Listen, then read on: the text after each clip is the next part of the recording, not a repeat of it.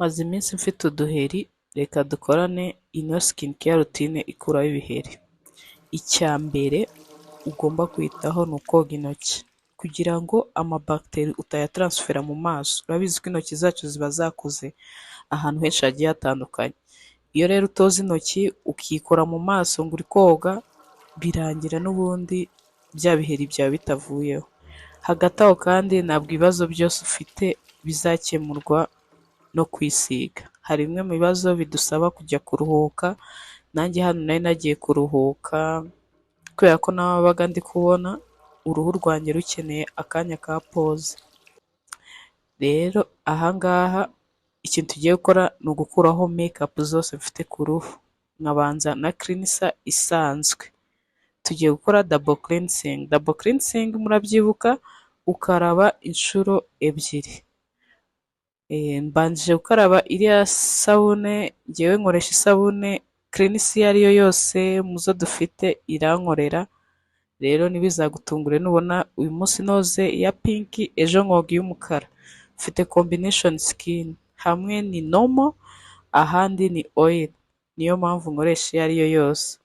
Ubundi ukiyunyuguza neza, kandi ntabwo ukaraba cleanser ngo ako kanya ngo uhite ugira ute ukaraba umunota umwe ngo bibe birarangiye. Hoya, kuba ariko ntiwikuwe mu buryo bwo kumisha uruhu. Ubundi tuhite dukurikizaho cleanser ya kabiri ariyo ivura ibiheri. Irimo za benzoyl peroxide, za salicylic, ikoreshwa 3 mu cyumweru. Ubundi ukube neza.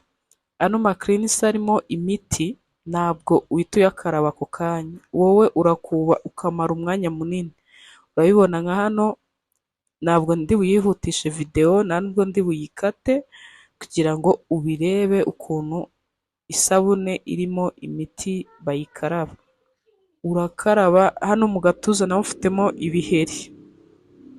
Ntabwo ibiheri biba mu maso gusa, n'ahandi ku mubiri iyi sabune wayikaraba kandi ikaguha result nziza wifuza. Kuba neza, ukureho imyanda yose kandi ntiwihutire kuyikaraba. Bibaye byiza wayimazaho nk'iminota 3. Hari n'abantu bayikaraba akabanza agahita ajya koga umubiri atari yayikura mu maso, then yarangiza koga akabona kuyikuraho. Urabona ko skin yanjye iri kugenda isa neza gake gake. Uruhu rwiza ni ukwiyitaho, ntabwo ari ugutegereza ibitangaza.